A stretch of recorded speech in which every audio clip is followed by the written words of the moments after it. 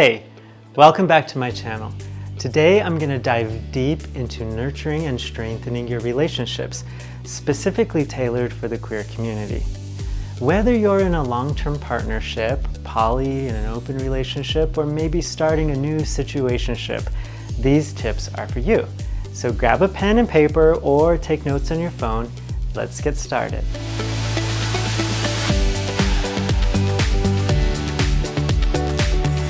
Okay, picture this. After a season filled of major stress, my partner and I found ourselves in a really uncomfortable spot. We were neglecting each other's emotional needs. We were being cutting, passive-aggressive, and resentful. We turned it around, but as a queer relationship expert, here's what we learned. Step 1, implementing mature boundaries. Boundaries are like little snow globes over our emotional worlds. They keep our internal climate regulated regardless of what's happening outside. But here's the thing, expecting our partner or partners to manage our emotional comfort for us is a recipe for disaster. You know, we learn boundaries in our cishet world, and they teach us something called the illusion of control. The illusion that our partner or partners should be willing and capable of managing our emotional climate for us. We think if my partner really loves me, he or she or they would be better at taking care of my needs than me. But let's take a moment to recognize that we can regulate our own emotional climate.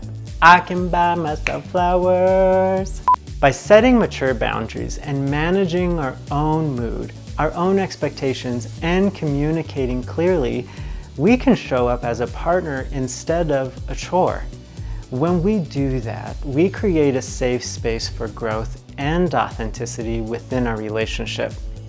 So, communicate your needs clearly and respectfully without resorting to emotional jabs, because those will violate normal and healthy boundaries.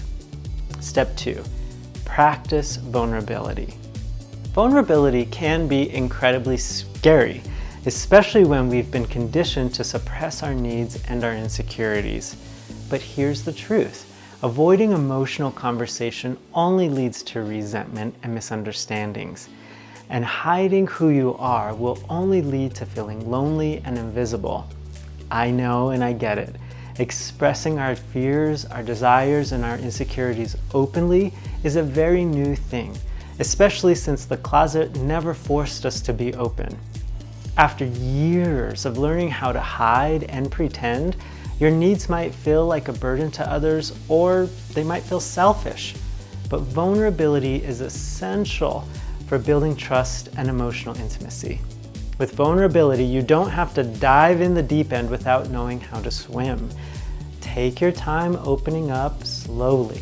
Let your partner or your partners prove that who you are and what you are is safe, and let them respect your information.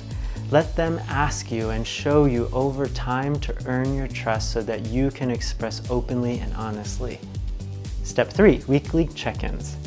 Okay, now here's a game changer, weekly check-ins. Set aside dedicated time to share your thoughts and express your needs, because this will strengthen your connection, I promise. Approach these check-ins with humility and curiosity. Be willing to listen and learn from each other's pain and needs. It is a powerful way to nurture your relationship and foster emotional intimacy.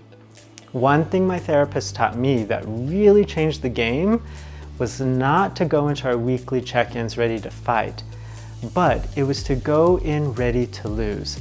I was ready to lose my ego, my pride, my unworkable patterns, my unhealthy communication styles, and I was definitely ready to lose how I was hurting my husband.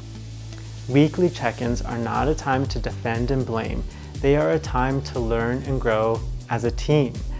To change yourself, to allow your partner to be the safe person to give you feedback, might just be the way you balance out your relationship, right the ship, and move in a direction that is fulfilling and safe for you and your partner or your partners.